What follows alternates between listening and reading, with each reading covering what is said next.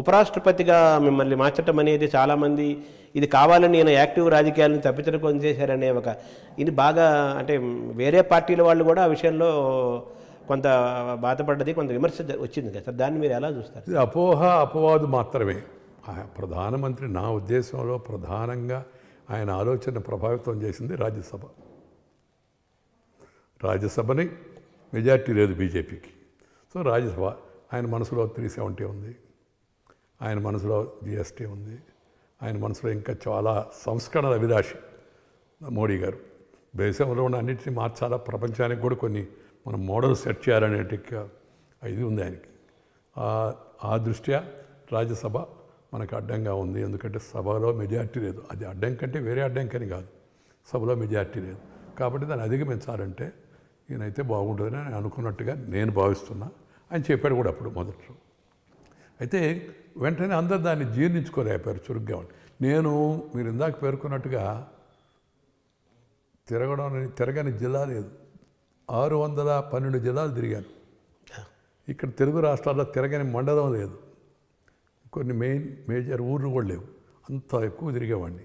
రైలు, విమానం, helicopter, road మీద ఒకే రోజు 3 రాష్ట్రాలు కూడా కవర్ చేస్తునేవాడిని. నాకు సరదాగా ఉండేది అది. ఆ విధంగా చాలా సందర్భాల్లో మా అబ్బాయి టిఫిను తీసుకొచ్చి హ్యాంగర్లు ఉంటాయి ఈ హెలికాప్టర్ పార్క్ చేసేవి, ఆడికి వచ్చి ఇస్తే తినేసి మళ్ళీ బట్టలు మార్చుకొని మళ్ళీ హెలికాప్టర్ ఇంకో తిరిగిపోతుండేవాడిని ఎయిర్పోర్ట్లో నుంచే. But I use to enjoy. కష్టం అనిపించేది కదా ఒక్కోసారి. మంచి ఎండ చిరాగ్గా ఉండేది. దిగేవాళ్ళం, వెంటనే నెక్స్ట్ మీటింగ్ పోతూ ఉండేవాళ్ళం. అయినా కూడా ఆ సంతోషం ఈ కష్టాన్ని అధిగమించేది మనసులో. అవును, రోజుకు 10 సమావేశాలు 3 రాష్ట్రాలు విస్తృతంగా తిరిగేవాళ్ళు. మీరు అలాగా సైలెంట్గా కూర్చోవటం అనేది మీ ప్రకృతికి, మీ మానసిక ప్రకృతి కూడా విరుద్ధమైన అంశం. ఈ రాజకీయాలు లోతుగా తెలని వాళ్ళ అభిమానులు చాలామంది దాన్ని అపార్థం చేసుకున్నారు. అపార్థం చేసుకొని కావాలని ఏదో చేశారని. నేనేమంటాను, ఇంకా కావాలని ఏముంది చెప్పండి. అక్కడ దాకా వెళ్ళాం కదా. ప్రధానమంత్రి ఉన్నాడు కదా, ఎన్నికల ప్రధానమంత్రి, పాపులర్ ప్రధానమంత్రి. అందువల్ల మనం ఇంకా అడ్డగిచ్చేది ఏంది? ఇది లేనిపోయిన ఆలోచన కొంతమందికి. తర్వాత కొంతమంది అంటే మన ఏదో శ్రేయోభిలాషం అనుకొని వాళ్ళు ఆ విధంగా దాన్ని వ్యాఖ్యానించారు. కొంతమంది మనసులో బాధపడ్డారు. అంటే ఇప్పుడు మామూలుగా క్రైసిస్ ఏదైనా వచ్చినప్పుడు, సంక్షోభాలు వచ్చినప్పుడు మీలాంటి వాళ్ళు చాలా పార్టీ నిల్చొని ఆ సంక్షోభాలని తీర్చిన సందర్భాలు అనేకం ఉన్నాయి. ఒక్కొక్కరు సీనియర్లు ఒక్కొక్కరు పార్టీకి దూరం చేస్తున్నారా, దూరం అవుతున్న క్రమం ఉంది కదా సార్, దాన్ని మీరు ఎలా చూస్తున్నారు సార్? ఇది ఒక పొరపాటు. ఏంటంటే వాజ్పేయి గారి వయసు ఎంత? 90+. 95. అద్వానీ గారి వయసు ఎంత? ఇప్పటికే కాదు, మోడీ గారు వచ్చినప్పటి నుంచి లెక్కేద్దాం. అవును, ఇప్పటికే వయసు బాగా పెద్దవాళ్ళు. పార్టీలో ఎప్పటికప్పుడు కొత్త రక్తాన్ని తేవాలనే సిద్ధాంతాన్ని పెట్టింది వాజ్పేయి గారు, అద్వానీ గారే. తీసుకొచ్చింది కూడా ఆయనే, వాళ్ళే. ఆ తర్వాత నేను దాన్ని పాటించి నేను అనేక మంది 2వ తరం 3వ తరం వాళ్ళని ముందుకు తీసుకెళ్ళాను. కానీ గోవిందాచార్య, సుష్మా స్వరాజ్, ప్రమోద్ మహాజన్ నుంచి అరుణ్ జైట్లీ, నేను మమ్మల్ని అందరూ ప్రోత్సహించింది వాజ్పేయి గారు, అద్వానీ గారే కదా. అప్పుడు కొంతమంది సీనియర్లు ఉన్నారు కదా, వాళ్ళని కాదని మమ్మల్ని తీసుకొచ్చారు కదా. అంటే యువకులు కావాలని. తర్వాత నేను వచ్చిన తర్వాత అనంత్ కుమారు, రాజీవ్ ప్రతాప్ రూడి, లేదా కిషన్ రెడ్డి, లేకపోతే మీకు ముఖ్తార్ అబ్బాస్ నఖ్వీ, సయ్యద్ షానవాజ్ హుసేన్, వసుంధర రాజే, శివరాజ్ సింగ్ చౌహాన్, రమణ్ సింగ్, ఇంకా అసలు అనేక మంది. ఈ అనేక మందిని తీసుకొచ్చి అక్కడ ముఖ్యమంత్రులుగా, నాయకులుగా చేయడం, దేవేంద్ర ఫడ్నవీసు మహారాష్ట్ర, వీళ్ళందరినీ తీసుకురావడంలో నాకు వెనక అద్వానీ గారు, వాజ్పేయి గారు సమర్థించబట్టి సాధ్యమైంది. నేను అధ్యక్షుడైనా వాళ్ళిద్దరు ఉన్నారు కదా. అది ప్రక్రియ. ఆ ప్రక్రియ ప్రస్తుతం కూడా కొనసాగుతుంది. అంతేగాని వాళ్ళని దూరంగా పెట్టేశారనే అభిప్రాయంతో నేను ఏకీభవించను. అంటే ఇప్పుడు కొంతమంది సీనియర్ మంత్రుల నుంచి కూడా తప్పిస్తున్నారు కదా ఒక్కొక్కరిని. వయసు 75 సంవత్సరాలు అంతే. మంత్రిగా తప్పించింది చాలా కొద్ది మందిని. దానికి వేరే కారణాలు ఉండొచ్చు, నేను దానిపైన వ్యాఖ్యానం చేయను. కానీ ప్రధానంగా 75 ఏళ్ళు దాటిన తర్వాత మళ్ళీ ఎన్నికల్లో పోటీ చేయడం అనేది అందరికీ. ఎక్సెప్షన్ ఉంటాయి కొన్ని. ఇప్పుడు వాజ్పేయి గారికి ఎక్సెప్షన్, అద్వానీ గారికి చాలా పెద్దవాళ్ళు, వాళ్ళ ఎక్సెప్షన్. ఇప్పుడు కూడా మీరు వాజ్పేయి గారి ఎన్నికలు ఇచ్చినప్పుడు మైకులను మాట్లాడి, గోడలకి పోస్టర్లు అంటించి రాసి, అలాగే అద్వానీని ఒక దాన్ని ఒక శిఖరంలాగా అలా పైకి చూసి వాళ్ళిద్దరిని తల్లిదండ్రులాగా దేవతల్లాగా చూసిన వ్యక్తులు మీరు ఎక్కడ పల్లెటూరు నుంచి ఒక మామూలు తెలుగు ప్రాంతం నుంచి దక్షిణాది నుంచి వెళ్ళి వాళ్ళ మధ్యనే కూర్చుండే స్థాయికి రావటం వెనకాల దైవం ఉందని భావిస్తారా? దైవము ప్లస్ పార్టీ. నా చిన్నప్పుడు నేను నెల్లూరుకి వాజ్పేయి గారు వస్తున్నారంటే జట్కా బండిలో కూర్చొని మైక్ అనౌన్స్మెంట్ చేసేవాడిని. సాయంత్రం అటల్ బిహారీ వాజ్పేయి గారు వస్తున్నారు, కోపటి మైదానంలో బహిరంగ సభ ఉంది, అందరూ రండి, తరుణ హృదయ సామ్రాట్ అని ఆ రోజు పిలిచేవాళ్ళం. రండి అందరూ అని చెప్పి అనౌన్స్ చేసేవాడిని. అలా అనౌన్స్ చేసిన మైక్ అనౌన్స్ చేసిన వెంకయ్య ఒకరోజు అదే పార్టీకి అఖిల భారత అధ్యక్షుడిగా అధికార పార్టీకి అధికారంలో ఉన్నప్పుడు అయ్యి అటల్ బిహారీ వాజ్పేయి అద్వానీ మధ్యలో కూర్చొని పార్టీ నడుపుతాడని నేను ఊహించదా. అది నాకు మధురమైన క్షణం. జీవితంలో చెప్పాలంటే ఒక మధురమైన క్షణం, అనుభూతి. అటువంటి మేరు శిఖరాలు లాంటి ఇద్దరు అద్వానీ వాజ్పేయి మధ్యన మీరు వాళ్ళకంటే దాదాపు 25 ఏళ్ళు చిన్నవాళ్ళు, వాళ్ళ కుమారుతో సమాన వయసు కలిగిన వాళ్ళు, వాళ్ళ మధ్య కూర్చున్నప్పుడు మీరు చెప్పారు ఇందాక, అది మధురమైన అనుభవం, అది మాటల్లో కూడా వ్యక్తీకరించలేమన్నారు మీరు. కానీ అద్వానీ ప్రధాని కావాలని ఆయనకి ఎప్పటి నుంచో చాలా కోరిక ఉండేది, అది కాలేకపోయారు.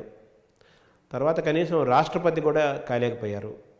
దీన్ని చూస్తే మీకు ఏమనిపిస్తుంది సార్? విమర్శలు కూడా వచ్చాయి మోదీ గవర్నమెంట్ మీద, అద్వానీని ఎందుకు చేయలేదు, కాదన్న కానీ మురళీ మనోహర్ జోషి లాంటి వాళ్ళు ఎందుకు అలా చేశారని.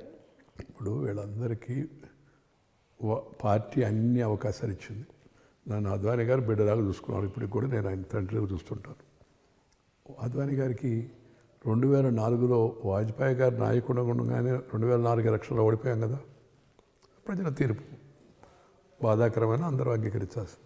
2009లో అద్వానీ గారి నాయకత్వాన్ని ఎన్నికలకు వెళ్ళాం. అది విమర్శించేవాళ్ళు, పత్రికలు రాసేవాళ్ళు ఆ విషయాన్ని రాయడంలే. అద్వానీ గారి నాయకత్వాన్నే మేమందరం కూడా దేశవ్యాప్తంగా తిరిగి అద్వానీ గారిని ప్రధానమంత్రిగా ప్రొజెక్ట్ చేస్తూ ఎన్నికల్లో పోటీ చేసాం, గెలవలేకపోయాం. తర్వాత 2014 వచ్చినప్పుడు ఎవరన్నా యువకుడు ఉంటే బాగుంటుందని చర్చ వచ్చింది. ఆ చర్చ వచ్చిన సందర్భంగా నేను కొంత చొరవ తీసుకొని, నేను గమనించి ముఖ్యమంత్రిగా అక్కడ గుజరాత్లో పనిచేయడం, పార్టీలో కార్యదర్శిగా అక్కడ సంఘటనా కార్యదర్శిగా పనిచేయడం, ఇవన్నీ చూసిన తర్వాత ఈయనకి మంచి ఆలోచనలు ఉన్నాయి, సంస్కరణ అభిలాషి, పైపించి అట్టడుగు వర్గాల నుంచి వచ్చినవాడు, అందువల్ల పేదరిక ఆకలి కష్టాలు తెలుసు. సో ఈయన నాయకుడిగా ఉంటే బాగుంటుందని నేను భావించి పార్టీలో ఆ 10 మందితో మాడాను. అప్పటికి ఎవరు ఊహించలేదు. చర్చ అంతా అద్వానీ గారా లేకపోతే ఎవరా అనేది చర్చ జరుగుతుంది. అప్పుడు గోవాలో జరిగిన సమావేశంలో మేమందరం ప్రతిపాదించాం. ఏమని? అద్వానీ గారు కూడా మోడీ గారిని ప్రతిపాదిస్తే బాగుంటుంది. ఎందుకంటే నేను కానీ మోడీ గారు కానీ మేమంతా అద్వానీ గారి శిష్యులమే కదా. అవును. ఎక్కువ మంది ఆయనే ఉండాలని చెప్పని, మోడీ గారే ఉండాలని అందరూ భావించారు. ఆ కార్యవర్గ సమావేశానికి ముందు నేను వ్యక్తిగతంగా కూడా 60 మందికి పైగా మాడాను అందరితో. వాళ్ళందరి అభిప్రాయం అలాగే ఉండేది. అలాగే నేను చొరవ తీసుకొని, మీకు గుర్తుందో లేదో, మోడీ గారు ప్రధానమంత్రి కాకముందు హైదరాబాదులో లాల్బాగ్ స్టేడియంలో ఒక సమావేశం పెట్టాం. కిషన్ రెడ్డి అధ్యక్షుడు. అప్పుడు టికెట్ పెట్టాం దానికి, సమావేశానికి ₹5 అనుకుంటే చాలామంది వచ్చి. అంటే ఇది ఒక కొత్త ఒరవడిని సృష్టించాం దేశవ్యాప్తంగా. ఇది ఒక ట్రెండ్ లాగా అయింది. కారణం వేరే ఏం కాదు, నేను కేంద్రంలో అయితే మంత్రిగా వాజ్పేయి గారు ఉన్నప్పుడే ఉన్నాను కదా. ఈయన వస్తే పార్టీ గెలుస్తుంది, పార్టీ గెలవాలి. 2004లో ఓటమినే మేము జీర్ణించుకోలేకపోయాం, 2009లో గెలవలేకపోయాం. అందుకని గెలవాలి మనము. 10 ఏళ్ల పాటు మనం ప్రతిపక్షంలో ఉన్నాము, ఇప్పుడు గెలవాలనే ఒక పట్టుదల. దాంట్లో ఆలోచన ప్రకారం మాకున్న ఆలోచన ప్రజల నాడి, మోడీ గారు ముఖ్యమంత్రి చాలా ఐడియల్గా పనిచేశాడు, గుజరాత్ మోడల్ తీసుకొచ్చాడు. పత్రికలు కూడా చాలా ప్రముఖంగా అప్పుడు ఆ రోజుల్లో ప్రచురించాయి, ప్రసార సాధనాలు కూడా చెప్పాయి. సో కావాలనుకున్నాం, ఆయన ప్రధానమంత్రిగా గెలిచాడు. పార్టీ అధికారంలోకి రావాలి, అధికారంలో ఉండాలి, తిరిగి మళ్ళీ మనం సత్తా చాటాలనే ఏకైక ఉద్దేశంతో మీరు అందరూ కలిపి ప్రజాస్వామ్యతంగా మోడీని ఎంచుకున్నారు. అలాగే ప్రజాబలం కూడా ఆయన వైపు బాగా ఉందని ఉద్దేశం. అధికారంలోకి రావాలంటే దేనికి? ఇక్కడ ఒక విషయం గమనించాలి. అధికారం రావాలంటే ఈ సిద్ధాంతం అమలు జరగాలండి. ఇవాళ నేను ఉపరాష్ట్రపతి అయినప్పటికి కూడా ఈ ఆర్టికల్ 370 రద్దు, లేకపోతే GST, లేకపోతే ఇంకా అనేక మార్పులు, త్రిపుల్ తలాక్, ఇవన్నీ చేస్తున్నప్పుడు మనసులో రాజకీయాలకు అతీతంగా ఎంతో సంతోషం కలిగింది. మన జీవితంలో ఇది జరుగుతుందా అనుకున్నాను. చిన్నప్పుడు కాశ్మీర్ సత్యాగ్రహంలో పాల్గొన్నా కూడా అప్పుడు అంత లోతుగా కూడా తెరవదు. మేము నెల్లూరులో ఒకసారి బంద్ చేయించాం, కాశ్మీర్లో పండితుల పైన ఇది జరిగితే బంద్ చేయడానికి పోతే హోటల్ యజమాని అన్నాడు, ఎందుకు రా బంద్ అన్నాడు. ఎందుకంటే కాశ్మీర్లో కాశ్మీర్ ఎక్కడరా, నువ్వు కశ్మూర్ అడివి, మా అమ్మగారు ఊరు కశ్మూర్, మా తోటపాడు. అయితే కశ్మూర్ అడిగి కాశ్మీర్ సంగతి ఎందుకురా, బడిగిపోండి అందరూ అన్నాడు. మా పెద్ద అప్పుడు వాతావరణం అంటే నాకు ఆర్ఎస్ఎస్ ఇచ్చిన స్ఫూర్తి. వెంటనే ఆయనకి ఏం చెప్పారంటే, సార్ మీ కాలులో ముళ్ళు గుచ్చుకుంది అనుకోండి అన్న. నా కాళ్ళు ఎందుకు ముళ్ళు గుచ్చుకుంటే నేను షూట్స్ వేసుకుంటాను అన్నాడు. గుచ్చుకుంది అనుకోండి, ఏదో కాలు దెబ్బ తగిలింది అనుకోండి, పైన కాలు దెబ్బ తగిలితే మెదడు ఎందుకు ఆలోచించాలా, నడువు ఎందుకు వంగాలా, చెయ్యి ఎందుకు పోయి అక్కడ తవడాలా, ఇప్పుడు తిరిగిగా మాడుతున్నావే, ఒక శరీరం కాబట్టి అన్నాడు. ఒక దేశం కాబట్టి సార్ అని చెప్పాను నేను. అప్పుడే కాశ్మీర్ చిన్న వయసులో అలాంటి ఆకాంక్ష ఉన్న మనకి ఆ 370 రద్దు, అయోధ్యలో రామ మందిర నిర్మాణం, దేశం యొక్క ఇవన్నీ సుగమం కావడం కోసం ఈయన చర్యలు తీసుకుంటే సంతోషం కలుగుతుంది. జిఎస్టీ పెట్టాడు, సంతోషం కలిగింది. డైరెక్ట్ బెనిఫిట్ ట్రాన్స్ఫర్ పెట్టాడు. మనం ఎంత స్కీములు పెట్టి ఎంత డబ్బులు పెట్టినా ఆ డబ్బులు కింద అట్టడుగు వాడికి చేరకపోతే, డెలివరీ సిస్టమ్ ఇంప్రూవ్ కాకపోతే ఉపయోగం లేదు, ప్రయోజనం ఉండదు. సో వాటిల్లో చాలా నేను ఇప్పుడు అన్నింటి వివరంగా చెప్పబడలేదు. ఈయన తీసుకొచ్చి సంతోషం కలిగిస్తున్నాయి. అందుకని రాజకీయాలకు అతీతంగా మోడీ గారిని అభిమానిస్తున్నాం. నేను అందుకే చెప్పాను, చెప్తే కూడా ఏదో కొంతమంది ఆయన ఏదో పాపులరైజ్ చేయడం కోసం అన్నాడు. నేను మోడీ అంటే మేకింగ్ ఆఫ్ డెవలప్డ్ ఇండియా అని చెప్పాను, MODI అని. ఇవాళ చూడండి, ప్రపంచం అంతా ఇండియాని గుర్తిస్తుంది, గౌరవిస్తుంది, మోడీ నాయకత్వాన్ని ఆమోదిస్తుంది. ఎక్కడ ఇప్పుడు ఆఖరి G20 కూడా ఇండియాకి వచ్చింది అనుకోండి, మోడీ గారికి ఎన్నికాడు. ఇవన్నీ కూడా మన దేశానికి పేరు వస్తుంటే మనకు సంతృప్తి కలుగుతుంది. మేము నేర్చుకున్న సిద్ధాంతం అది. అలాగే మన ధర్మం, మన సంస్కృతి భాగం అయోధ్య రామాలయ నిర్మాణం ఎంత సంతృప్తి ఉందో చెప్పలేము. మామూలుగా అనేక మంది, లక్షల కోట్లాది మంది మహిళలు కూడా రాముడికి దండం పెడుతున్నారు అయోధ్యలో రామ మందిరం ఏర్పాటు కావాలని. రాముడు దేవుడిని కాదు, మేమందరం కూడా రాముడిని దేవుడిగా చూడం. ఏకపత్ని వ్రతుడు, సత్యవాక్ పరిపాలకుడు, పితృవాక్ పరిపాలకుడు, తండ్రి మాట జవదాటిన వాడు, ఆదర్శ పరిపాలకుడు. అన్నిటికన్నా రామరాజ్యం కావాలని గాంధీ గారు చెప్పారు. రామరాజ్యం అంటే కమ్యూనల్ని కాదు కదా, ఆదర్శవంతమైన, ఆకలి దప్పులు లేని, అవినీతికి తావు లేని, అరాచకానికి అవకాశం ఇవ్వని, అత్యాచారాలు జరగని రాజ్యాన్ని రామరాజ్యం అన్నారు. అంటే ఒక ధర్మం. తర్వాత కాశ్మీర్ సమస్య, కాశ్మీర్ అభివృద్ధి జరుగుతుంది, కాశ్మీర్లో కూడా ఎన్నికలు వస్తాయి, కాశ్మీర్లో ప్రజాస్వామ్యం వెలువరిస్తుంది, ఒకప్పుడు వాతావరణం ఉండదు అని అంటున్నారు కదా. ఆ రోజులు వస్తాయని మీరు విశ్వసిస్తున్నారు? తప్పనిసరిగా వస్తాయి. ఇప్పుడు అసలు వెళ్ళి కాశ్మీర్ వెళ్ళి చూడమనండి, టూరిస్టు సంఖ్య ఎంత పెరిగింది అప్పటికి ఇప్పటికీ. 370 రద్దయిన తర్వాత ఇప్పుడున్న ఈ ప్రభుత్వంలో కాశ్మీర్కు ప్రయాణికులు, యాత్రికుల సంఖ్య ఎంత పెరిగింది. అలాగే టెర్రరిస్టులు ఎంతమంది చనిపోయారు, సాధారణ ప్రజలు కూడా చనిపోతున్నారు అప్పుడప్పుడు వాళ్ళ అత్యాచారాలకు గురై. కానీ గతంలో పోల్చి చూసినప్పుడు తక్కువగా ఉంది. వాణిజ్యం పెరిగింది, రాకపోకలు పెరిగాయి, రవాణా సౌకర్యం పెరిగింది. ఇవన్నీ కూడా కాశ్మీర్ భారతదేశం అంతర్భాగం. వీళ్ళు ఎవడెంత గీ పెట్టినా, ఏం చేసినా, ఏం మాట్లాడినా ఈ పాశ్చాత్య దేశాలు కొన్ని జీర్ణించుకోలేకపోయినప్పుడు కూడా కాశ్మీర్ ఇది ఇంటెగ్రల్ పార్ట్ ఆఫ్ ఇండియా. దాన్ని ఎవడు బయటకు తీసుకెళ్ళలేడు. మాట్లాడవచ్చు, ఉపన్యాసాలు ఇవ్వచ్చు, అంతా కూడా. అదేదో తాత్కాలికమైందని పెట్టారు. తాత్కాలికం అంటే సంవత్సరం, 2 సంవత్సరాలు, 5 సంవత్సరాలు, 75 సంవత్సరాలు దాటితే ఇంకా తాత్కాలికం అంటే అవుతుందండి. అందులో there is no justification. Kashmir special status కొనసాగాలనే దాంట్లో అర్థం లేదు. షెడ్యూల్ కులాలకు రిజర్వేషన్ లేదు, ట్రైబల్స్కి రిజర్వేషన్ లేదు. ఇవన్నీ ఇవాళ సాధ్యమవుతున్నాయి కదా. అంటే కాశ్మీర్ సమస్యకి నెహ్రూ కారణం అనేది కూడా ఇప్పుడు వస్తుంటుంది. దాంతో మీరు ఏకీపిస్తారు సార్? అమ్మటికి కొంత రోజుల్లో దాన్ని చూద్దాం, ఐక్యరాజ్య సమితికి ఇప్పుడు అవసరమైతే రెఫర్ చేద్దాం అనడం ఆలోచన పొరపాటు. నేను నెహ్రూని ఇప్పుడు విమర్శించదలుచుకోలేదు. ఎందుకంటే ఆయన మొదటి ప్రధానమంత్రి, వ్యక్తిగతంగా ప్రజాస్వామ్యబద్ధంగా ఎన్నికైన వాడు, గొప్పవాడు. మనం ఇప్పుడు అనవసరంగా ఆయన విమర్శించబడలే.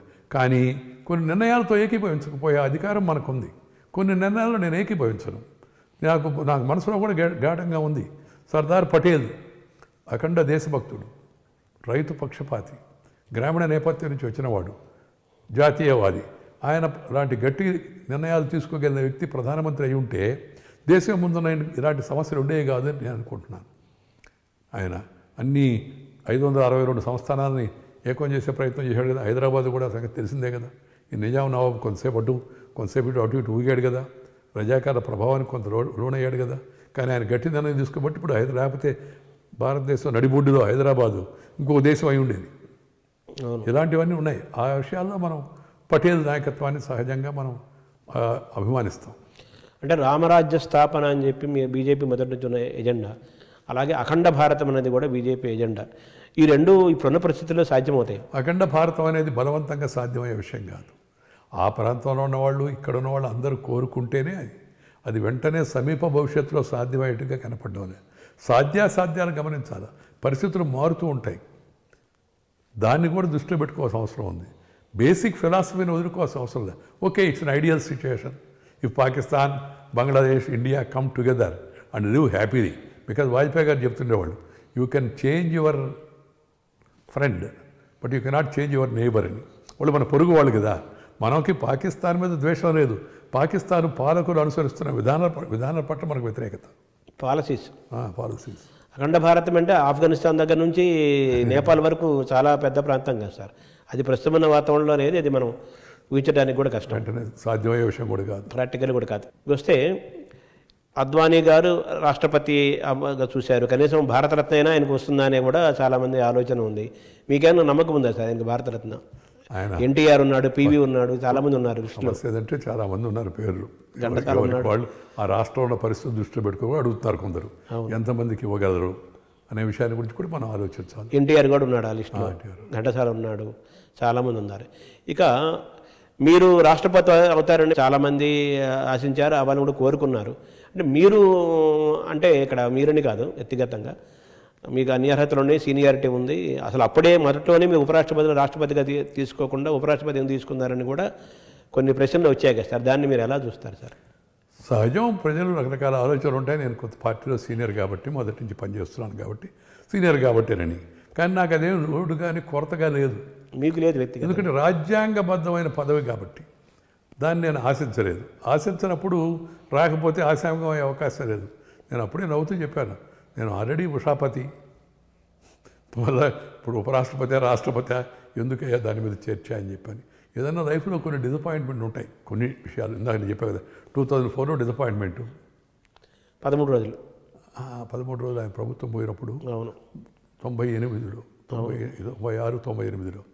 తర్వాత 2004లో మళ్ళీ గెలవలేకపోవడం, వాజ్పేయి గారు ఆయన పదవి చేసినప్పుడు కూడా డిసప్పాయింట్మెంట్ ఉన్నాయి.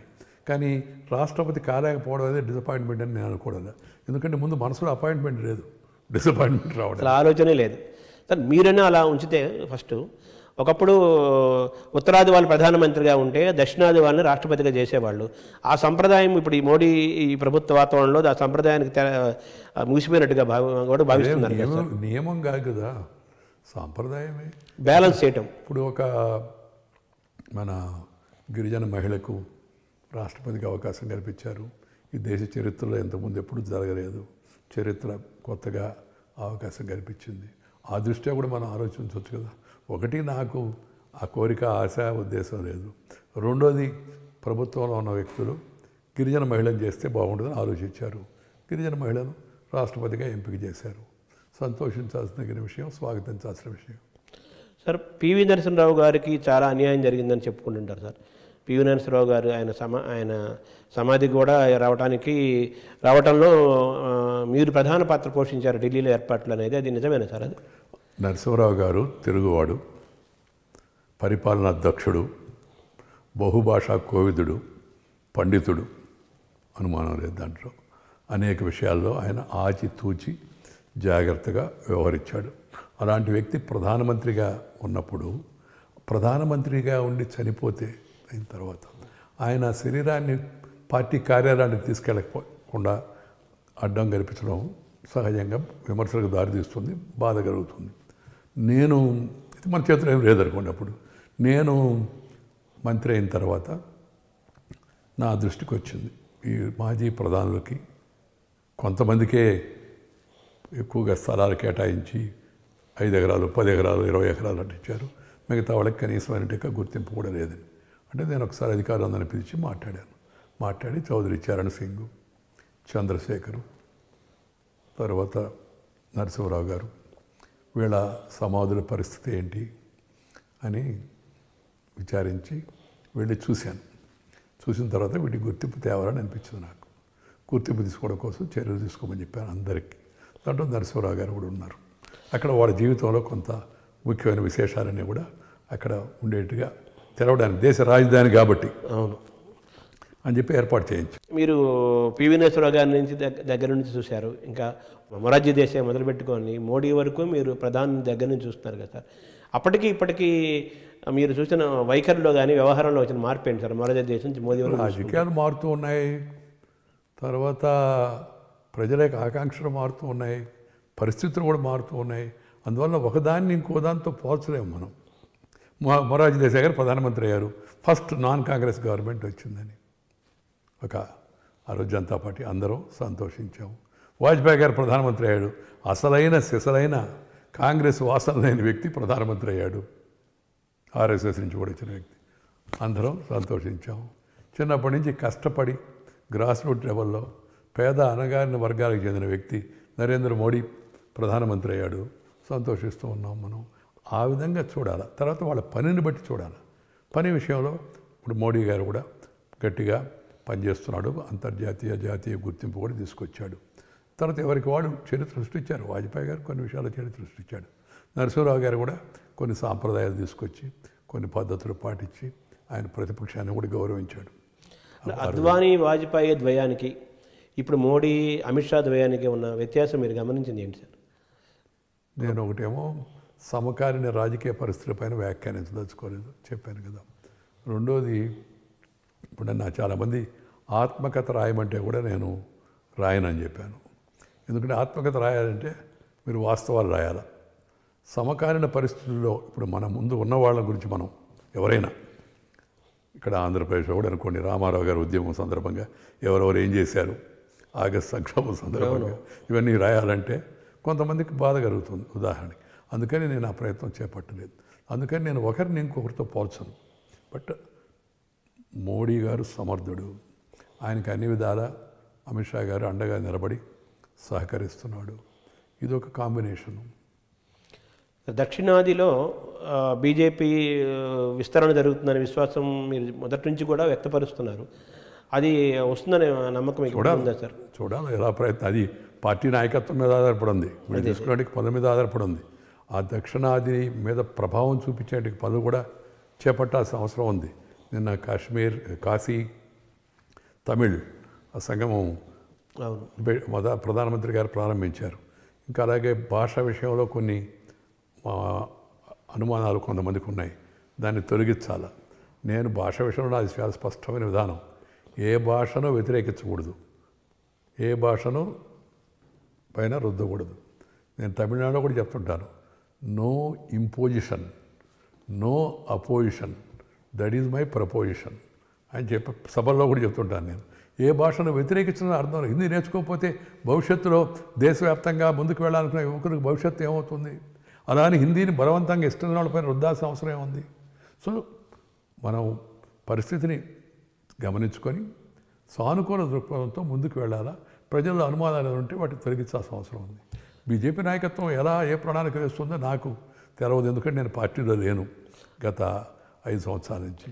అందుకు జోక్యం కూడా చేసుకోవడం. నేను ఇప్పుడైనా సమకాలీన విషయాలపైన కొన్నిటిపైన వ్యాఖ్యానిస్తున్నాను, కానీ పార్టీల యొక్క అంతర్గత వ్యవహారాలపైన, నాయకులు వాళ్ళ నడవడికలపైన నేను వ్యాఖ్యానించను. ఎందుకంటే రాజ్యాంగ బాధ్యతలో ఉండి ఇప్పుడు మళ్ళా మనం పదవి విరమణ చేసిన తర్వాత వాటిలో పోకూడదు. అయితే దేశంలో నేను చెప్పాను కదా, రాజీవ్ గాంధీ గారి హత్య కేసు, లేకపోతే మతం మార్పిడి సుప్రీంకోర్టు ఈ మధ్య టేకప్ చేసింది, ఇంకా అనేక విషయాలపైన నా అభిప్రాయం నేను చెప్తుంటాను. అది ఒకరిని దృష్టిలో పెట్టుకోనో ఒక పార్టీని దృష్టిలో పెట్టుకోనో కాదు, దేశ హితం దృష్ట్యా ఒక ఉపరాష్ట్రపతిగా పనిచేసే అనుభవం ఉన్న వ్యక్తిగా నా మనసులో ఉన్న అభిప్రాయాన్ని కొన్ని వ్యక్తపరుస్తున్నాను, కానీ రాజకీయాల్లో పరిధి మించి వాటిలో జోక్యం చేసుకోను. అంటే త్రిభాషా సూత్రాన్ని పట్ల మీ అభిప్రాయం ఏంటి సార్? మంచిదే. తర్వాత రాజకీయ అన్నిటికన్నా ముఖ్యం ఏంటంటే దానికి పరిష్కారం ఎవరి మాతృభాషను వాళ్ళు గౌరవించుకోవాలి. ఫస్ట్ అది మాతృభాషలో పరిపాలన జరగాల. తర్వాత భారతీయ భాషలను ప్రోత్సహించుకోవాలి. ఆ తర్వాత ఇంగ్లీష్ని వ్యతిరేకించాల్సిన అవసరం లేదు. First is mother tongue, then afterwards brother tongue, then later any other tongue అని చెప్పాను నేను వాళ్ళకి, ఇంగ్లీష్ వాళ్ళకి అర్థం కావడం కోసం. అంటే ముందు మన భాష తెలుగు, తమిళోళ్ళకి తమిళ్, కన్నడ, మలయాళీ, మరాఠీ, అస్సామీ, పంజాబీ, భోజ్పురి, సంతాల్ భాషలో మాడిచ్చాను ఆ మధ్య నేను పార్లమెంట్లో ఒరిస్సా నుంచి ఒక మహిళని. అలాగే రెండోది బ్రదర్ టంగ్ అన్నాను, అంటే దేశంలోని ఇతర భాషలు నేర్చుకోవాలి. ఆ తర్వాత ఎనీ అదర్ టంగ్, ఇంగ్లీష్ని వ్యతిరేకించాల్సిన అవసరం ఏముంది? ప్రపంచంలో ఇంగ్లీష్ కొంతమందికి ఒక అపప్రద ఉంది మనసులో, అపప్రద కాదు, ఒక రకమైన తప్పుడు అభిప్రాయం ఉంది. ఏంటంటే ఇంగ్లీష్ రాకపోతే పైకి పోవని. నేను దానికి చెప్పాను నవ్వుతూ, నేను ఆ మధ్య దేవుడితో మాడాను, ఆయన అదేం లేదు, ఎక్స్పైరీ డేట్ అయిపోతే ఎవరైనా రావచ్చు ఇక్కడికి, భాషతో నిమిత్తం అని చెప్పాడు. చెప్తే ఆ కుర్రోడు, సార్ మీరు ఏదో నవ్వుతూ సరదాగా చెప్తున్నారు, అట్టుగా అసలు పైకి ఉన్నత స్థానానికి. రాష్ట్రపతి మాతృభాష చదువుకుంది, ఇంతకుముందు ఆయన మాతృభాష చదువుకున్నాడు. ప్రపంచం గుర్తించిన ప్రధానమంత్రి మాతృభాష చదువుకున్నాడు, కానిమెంట్ బొమ్మగూడ జోళ్ళ. ఆ తర్వాత సుప్రీంకోర్టు ప్రధాన న్యాయమూర్తిగా మొన్నటి వరకు ఉన్న రమణ గారు మాతృభాష చదువుకున్నాను నేనని చెప్పాడు ఆయన. నేను ఉపరాష్ట్రపతి, పల్లెటూరులో పుట్టి పల్లెటూరులో పెరిగి మాతృభాష చదువుకొని ఈ స్థాయికి వచ్చాను. డిగ్రీ వరకు మీరు తెలుగు సార్, మీడియం మీద? అంటే భాష మాతృభాషలో అయితే ఆలోచనలు సహజంగా వచ్చేస్తాయి. ఆ తర్వాత వేరే భాష నేర్చుకుంటే దాంట్లో మార్చుకోవచ్చు ఆలోచన. తర్వాత భాష సంస్కృతికి ఒక ప్రతీక. ఆ సంస్కృతి కూడా దెబ్బతింటుంది. ఇప్పుడు మన అమ్మ అనేదానికి మమ్మీ అనేదానికి తేడా ఉంది కదా, నమస్తే అనేదానికి గుడ్ మార్నింగ్ అనేదానికి తేడా ఉంది కదా. ఎందుకనా నా పాయింట్ అది. ఫ్రాన్స్, జర్మనీ, రష్యా అన్ని దేశాలు వాళ్ళ భాషలో పరిపాలన సాగిస్తున్నాయి అవన్నీ. ఇప్పుడు ఆఖరికి రీసెర్చ్ కూడా ఎలా చేస్తున్నారు వాళ్ళు. మన ఒక్కరికే ఇంగ్లీష్ అవసరం వచ్చిందా? అయితే ఇంగ్లీష్ కూడా నేర్చుకోండి, తప్పేంది. బట్ బలవంతంగా రుద్దకూడదు. ప్రభుత్వాల పని ఏంటంటే ప్రాథమికంగా తెలుగు భాషను ప్రోత్సహించాలి. తర్వాత ఇంగ్లీష్ నేర్చుకోండి, ప్రైవేట్ వాళ్ళు ఇంగ్లీష్ కానివ్వండి, పట్టినండి, దానికి పోయేవాళ్ళు పోతారు. మనము ప్రభుత్వంలో మనం మాతృభాషను ప్రోత్సహించాలి. ఇది ఈ ప్రభుత్వం దృష్టిలో పెట్టుకోనో ఆ ప్రభుత్వాన్ని దృష్టిలో పెట్టుకోనో ఒక వ్యక్తిని దృష్టిలో పెట్టుకొని చెప్పే సలహా కాదు నేను. ఈ దేశంలో ఎక్కడికి వెళ్ళినా చెప్తుంది అదే, మాతృభాషను ప్రోత్సహించుకున్నాం. ఏ రాష్ట్రాల్లో ఆ భాష ఉంటే ఆ భాష అంతే. సార్ సంస్కృతి, మన జ్ఞానం చాలా వరకు సంస్కృతంలో ఉందంటారు. ఇప్పుడు ఆ సంస్కృతం కూడా మన దగ్గరకు రావాల్సిన అవసరం ఉంది. తర్వాత మోడీ గారు ఏమంటున్నారంటే సంస్కృతంలో తప్పితే గుజరాతీ, తమిళ్, మరాఠీ, ఇంగ్లీష్ అన్నిటి రాస్తున్నారు, దేవనాగరిలో సంస్కృతం రాసే పరిస్థితి కూడా రావాలని నేను ఆలోచిస్తున్నాను అన్నారు కదా. సంస్కృత భాష మీద మీ అభిప్రాయం ఏంటి? మంచి భాష. మన అనేక శాస్త్రాలు, ప్రాచీన గ్రంథాలన్నీ సంస్కృతంలో ఉన్నాయి. తెలవకపోతే మనం వాటిని మన భాషలోకి అనువదించుకోలేము. వ్యతిరేకత పెట్టుకోవాల్సిన అవసరం లేదు సంస్కృతం మీద కూడా. తర్వాత నేను చెప్తున్నాను, నిన్న చాగంటి వారికి చెప్పాను, ఆయన నా అభిప్రాయం ఏకీభవించాడు. ఈ మంత్రాలు పూజలో చేసేవి వాటన్నింటినీ చెప్పిన తర్వాత సంస్కృతంలో వాటిని తెలుగులో దాని అర్థం చెప్పాలి, అర్థం అవడం కోసం తమిళ్లో చెప్పాలి. ఆయన పండిత్ గోవర్ధన్ శాస్త్రి గారు ఆర్య సమాజ్ పెళ్ళిళ్ళన్నీ ఆయన ఆ పద్ధతిలో జరిపించాడు. త్రిపురనేని రామస్వామి చౌదరి కూడా ఆయన తెలుగు రాశాడు కదా. తెలుగులో నిన్న ఒక ఆయన భగవద్గీతని తెలుగులో అనువదించాడు. తర్వాత సుప్రభాతాన్ని తెలుగులో అనువదించి వినిపించారు. ఇవన్నీ బాగా సులభంగా అర్థమవుతాయి. కానీ సంస్కృతం ఉండకూడదని వ్యతిరేక ధోరణితో కాదు, సామాన్యుడికి తెలియాలనే ఉద్దేశంతో. కాబట్టి అంతిమంగా ఇప్పుడు శాస్త్రీయ సాంకేతిక పరిజ్ఞానం పెరుగుతుంది కాబట్టి అన్ని భాషల్లోకి అనువదించే సౌకర్యం వస్తుంది తొందరలో రాబోయే రోజుల్లో. మీరు మనిద్దరం ఇక్కడ తెలుగులో మాడుతుంటే కొద్ది అవతల మనమే ఇంగ్లీష్లో మాడుతున్నట్టుగా సౌకర్యం వచ్చింది. ఇప్పుడు ఆటోమేటిక్గా ట్రాన్స్లేట్ వచ్చి ఉంటుంది. ఆ విధంగా డెవలప్ అవుతుంది. దాన్ని ఉపయోగించుకొని మనం ముందుకెళ్ళాలి. ఏఐసిటి వారి మధ్య వచ్చి నాకు ప్రదర్శన ఇచ్చారు. 11 ఇంజనీరింగ్ కాలేజీలో to start with technical courses మాతృభాషలో పెడుతున్నారు. మొదలు పెడితే నేను సుప్రీంకోర్టులో ఒక సామాన్యుడు హిందీలో వాదించబోతే వాళ్ళ మాతృభాషలో జడ్జి అభ్యంతరం పెట్టాడు, నువ్వు తెలవదు మాకని, ఇంగ్లీష్ తెలుసా, మిగతా ఆయన తెలవదు వాదించేవాడికి. గమనించుకొని నిదానంగా ఈ భాషాంతరం చేసే మార్పు తేవాలి. ఇప్పుడు నేను రాజ్యసభలో 22 భాషల్లో ఏ భాష అయినా మాడడానికి సౌకర్యాన్ని కొంత మెరుగుపరిచాను మేము. అంటే మీ సమయంలోనే జరిగింది కదా సార్ అది. అంతకుముందు కొంత తొడింది. 22 భాషల్లోకి నేను వచ్చిన తర్వాత ఇప్పుడు ఒక వ్యవస్థ ఏర్పాటు చేశాను నేను. అందరూ ట్రాన్స్లేటర్ని పెట్టేసేయండి పర్మనెంట్ ఉద్యోగస్తులుగా, వాళ్ళు ట్రాన్స్లేట్ చేస్తారు. సార్ రాజ్యసభ చైర్మన్గా మీరు ఉన్నప్పుడు మీరు రాజ్యసభ కొంతకాలం వాళ్ళకి బీజేపీకి మెజార్టీ తక్కువ ఉండేది, తర్వాత మెల్లగా పెరుగుతూ వచ్చింది. చర్చ లేకుండానే చాలా బిల్లులు ఆమోదం చేసే పరిస్థితి వచ్చిందని కూడా విమర్శలు వచ్చాయి కదా సార్, దాన్ని మీరు ఎలా చూస్తారు సార్? చర్చ రాకుండా బిల్లులు ఆమోదించడం మంచి పద్ధతి కాదు. కానీ పార్లమెంటు యొక్క కర్తవ్యం ఏమిటి? Discuss, debate and decide. చట్టం చేయడం కూడా పార్లమెంట్ యొక్క బాధ్యత. Registration is an important responsibility of the parliament. నేను పార్లమెంట్ నడవనివ్వను, డిబేట్ జరగనివ్వను, మీరు బిల్లు పాస్ చేయకూడదు అంటే ఈ రెండు ఎట్లా జరుగుతాయి? ఈ రెండు ఎట్లా సాధ్యం అవుతాయి? నేను అందుకే చెప్పాను, do not disturb and do not pass the bill. Disturb చేయొద్దు, పాస్ చేయొద్దు. Don't create a din and don't pass a bill in din. నువ్వు డిన్ క్రియేట్ చేయొద్దు, మామూలుగా జరగని బిల్లు పాస్ అయ్యేటప్పుడు పాస్ అవ్వాలని రూల్లే. You can oppose, you can vote out a bill. వాళ్ళు ఏమంటే మాకు మెజార్టీ లేదండి. మెజార్టీ లేకపోతే మీ అభిప్రాయాన్ని బలవంతంగా రుద్ది ప్రజల చేత ఎన్నుకోబడిన ప్రభుత్వాన్ని బిల్లు పాస్ చేయకుండా ఆపే శక్తి మీకు ఎవరిచ్చారు మీకు అధికారం? దీన్ని అర్థం చేసుకోవాలి. నేను చెప్పింది అదే వాళ్ళకి. మీరు రైతులది చర్చ లేకుండా రైతులు 4.5 గంటల చర్చ జరిగింది. కశ్మీర్ పైన పూర్తిగా చర్చ జరిగింది. జరిగిన తర్వాత ప్రభుత్వం పక్షానికి మెజార్టీ వచ్చింది, పాస్ అయింది. అందువల్ల పూర్తిగా చర్చ లేకుండా బిల్లు పాస్ చేశారనే విమర్శ సరైనది కాదు. అంబేద్కర్ లాంటి వాళ్ళు కూడా బలమైన ప్రతిపక్షాలు బలంగా ఉండాలి, బలమైన ప్రతిపక్షాలు ఉండాలి, బలహీనమైన ప్రతిపక్షాలు ఉండటం, అయితే ప్రతిపక్ష నాయకులు కానీ ప్రతిపక్షాలు కానీ బలహీనంగా ఉండటము రాజ్యాంగ స్ఫూర్తికి ప్రజాస్వామ్యానికి కరెక్ట్ కాదని ఆయన వ్యాఖ్యానించారు కదా సార్. ఆ విధంగా చూస్తే ప్రతిపక్షాల వైఖరిని మీరు ఎలా చూస్తున్నారు సార్? ప్రతిపక్షాలు బలంగా ఉండాలి. ఇప్పుడు కూడా ఈవెన్ మోడీ గారు దేశ శ్రేయస్సు దృష్ట్యా కూడా బలమైన ప్రతిపక్షం కావాలనేది నా కోరిక, నా ఆకాంక్ష. నేను ఓపెన్గా కూడా చెప్పాను. ప్రతిపక్షంతో తరచుగా సంప్రదిస్తూ ఉండాలి ప్రధానమంత్రి కానీ ముఖ్యమంత్రులు కానీ అందరూ. వాటికి గౌరవం ఇవ్వాలి. రాజకీయాల్లో మనం ఒకరికొకరం ప్రత్యర్థులమే కానీ శత్రువులం కాదు.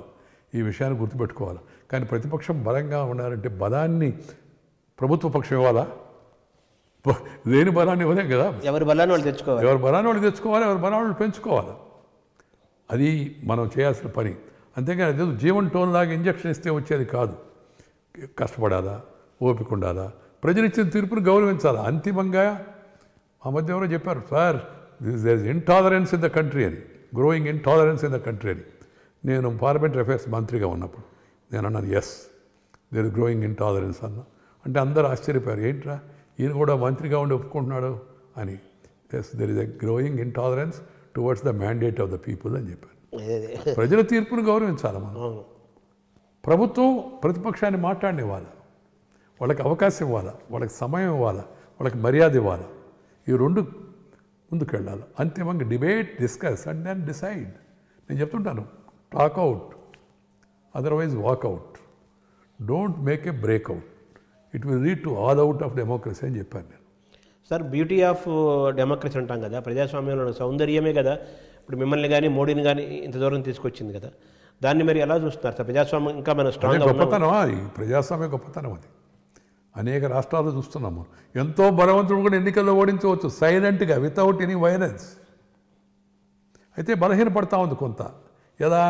ప్రజాస్వామ్యం బలంగా ఉండాలంటే character, calibre, capacity and conduct, ఈ 4 Cలు ఉండాలి. కానీ కొంతమంది నాయకులు ఈ మధ్య కొత్త 4 Cలు పెట్టారు. వాటిలో character, calibre, capacity and conduct బదులు క్యాస్ట్, కులాన్ని తీసుకొచ్చారు. కమ్యూనిటీ, మతాన్ని తీసుకొచ్చారు. క్యాష్, డబ్బును ప్రవేశపెడుతున్నారు. ఆ క్రిమినాలిటీ, నేర చరిత్రని, వీటిని తగ్గించాలంటే నేర చరిత్ర ఉన్న వాళ్ళని రాజకీయ పార్టీలు ప్రోత్సహించకూడదు, ప్రజలు ఎంపిక చేయకూడదు. 3వది కేసులను తొందరగా కోర్టులు విచారించి వాళ్ళ శిక్ష పడ్డమో వాళ్ళకి అయితే కేసు కొట్టేయడమో చేయాలా. సంవత్సరాల తరబడి పెండింగ్లో ఉన్నాయి కేసులు. ఈ మధ్యనే కోర్టు కూడా టేకప్ చేసింది. దాని గురించి అటు ప్రభుత్వం ఇటు సుప్రీంకోర్టు రెండు కూడా తీవ్రంగా ఆలోచించాల్సిన అవసరం ఉంది. అప్పుడు ప్రజాస్వామ్యం మరింత పటిష్టపడుతుంది. ప్రపంచంలో కన్నా పెద్ద ప్రజాస్వామ్య దేశం ఉంది. We are the largest parliamentary democracy in the world. అది గొప్పతనం నిలబడాలంటే ఆ ప్రజాస్వామ్యం కేవలం 5 ఏళ్లకు ఒకసారి ప్రభుత్వం మారడమా గెలవడమా అని కాదు. అది కూడా ఆరోగ్యవంతమైన ప్రజాస్వామ్యంగా ఉండాలి. పని చేసిన వాడిని గెలిపించి, పని చేయని సోంబేరిని లేదా అవినీతిపరుణ్ణి, అరాచకం చేసేవాడిని, అత్యాచారం చేసేవాడిని ఓడించాలి. అది ప్రజల మీద ఆధారపడి ఉంది. చట్టాలు గట్టిగా అమలుపరచాల్సిన బాధ్యత న్యాయ వ్యవస్థపై.